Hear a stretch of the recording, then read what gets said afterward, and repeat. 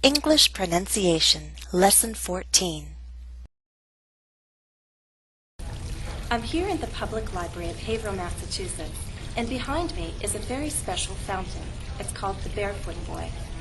You know, fountain is one of those words in English that has two pronunciations. The standard pronunciation is fountain with a true T, fountain. The other pronunciation is what you'll hear in fast speech, fountain. This is more typical of everyday informal English, fountain. How am I making that T in fountain? That will be the topic of this lesson.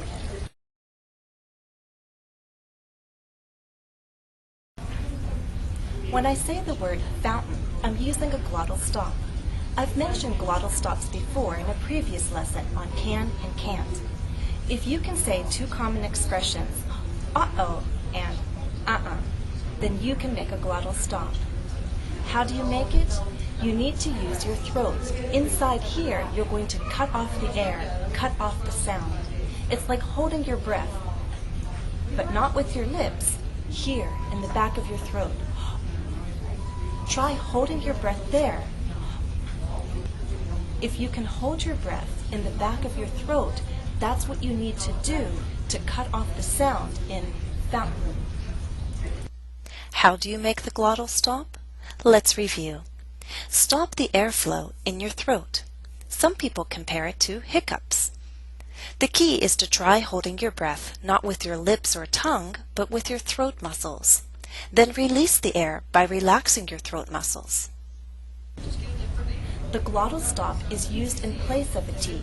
Instead of the true T, fountain, we're going to take out the true T and use a glottal stop. Hold your breath in the back of your throat. When you hold your breath, that's the beginning of a glottal stop. Now hold your breath in the word fountain, fountain, and now say it faster. Fountain. That's the glottal stop. When do you use the glottal stop? You'll learn as we do the first exercise. Exercise 1. Group 1. We use the glottal stop in these three common expressions. Listen and repeat. Uh-oh. This is an expression of surprise. Uh-uh. This is informal for no. Uh-uh-uh. This is an informal warning or reprimand. Group 2. We use a glottal stop before the sound n. That's an unstressed N sound. Listen and repeat. Fountain. Curtain. Button. Important. Group 3. We can also use a glottal stop before a final T. Listen and repeat. I can't. If you find it, call me. Let me know.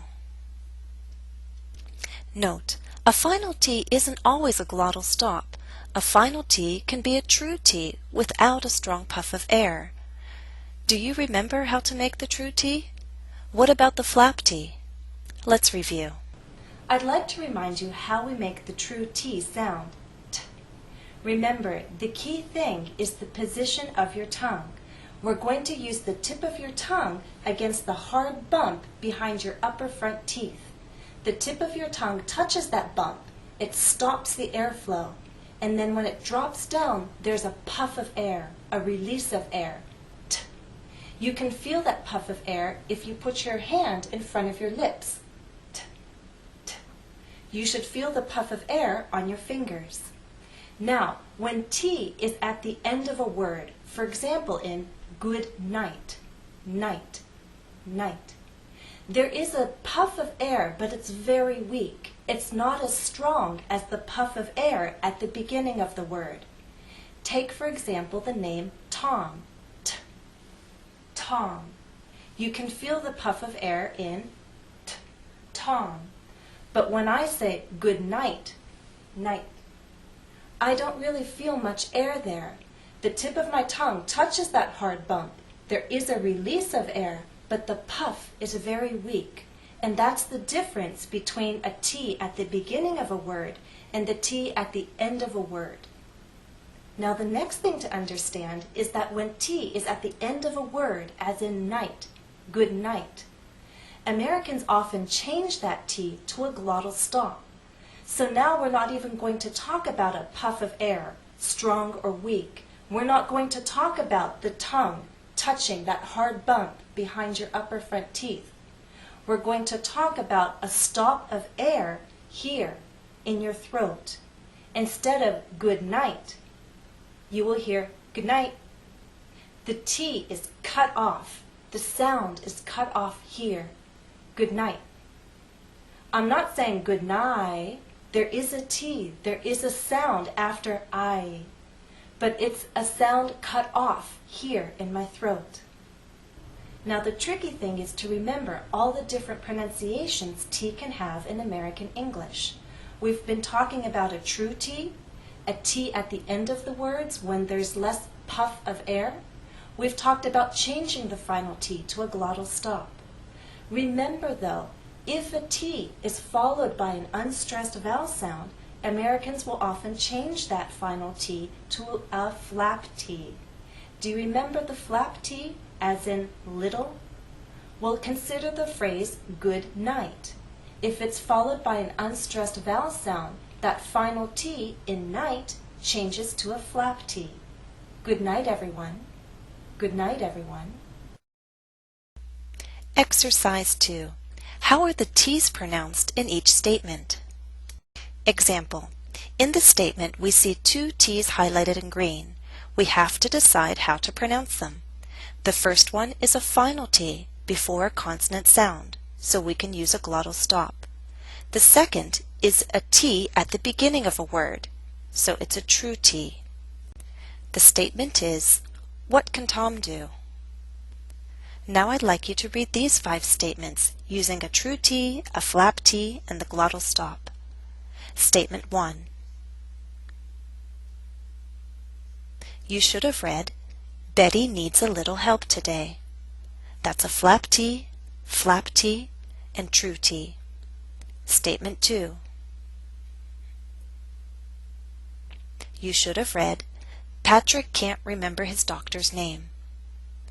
That's a true T, a glottal stop, and a true T. Statement 3.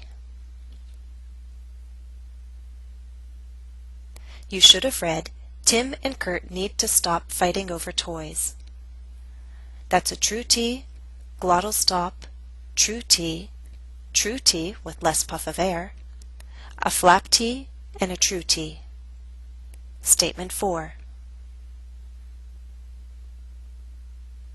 You should have said, are you certain you want one? This statement has 2 glottal stops, certain and want one. The final T is followed by a consonant sound, w, one. Want one? Now let's do statement 5. You should have said, stop it. That's a true T with not much puff of air, and a glottal stop. Now a final note here. In this exercise, we've been practicing the flap T and the glottal stop. These sounds are typical of everyday American speech. If you can reproduce it, wonderful. If you're having some difficulty, or if you feel that your T becomes unclear as you try to make these sounds, it's best to go back to the true T. The goal is always to be understood. If you need to use the true T to be understood, do so. Instead of Betty, say Betty. Instead of Kurt, say Kurt. Exercise 3. Additional practice for the glottal stop. Watch, listen, and repeat. Jennifer will sew on a button. She needs to be certain the thread is long enough.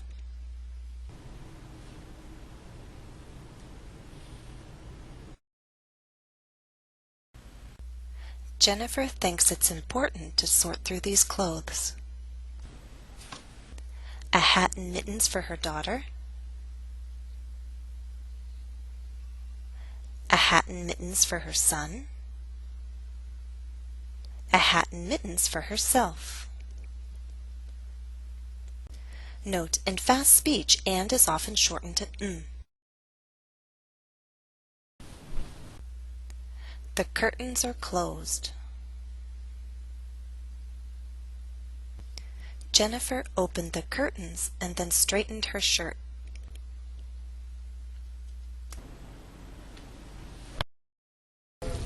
That's all for now. Thanks for watching and happy studies.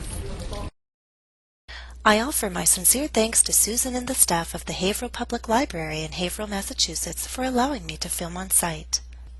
A copy of The Barefoot Boy, a poem by John Greenleaf Whittier, is available online.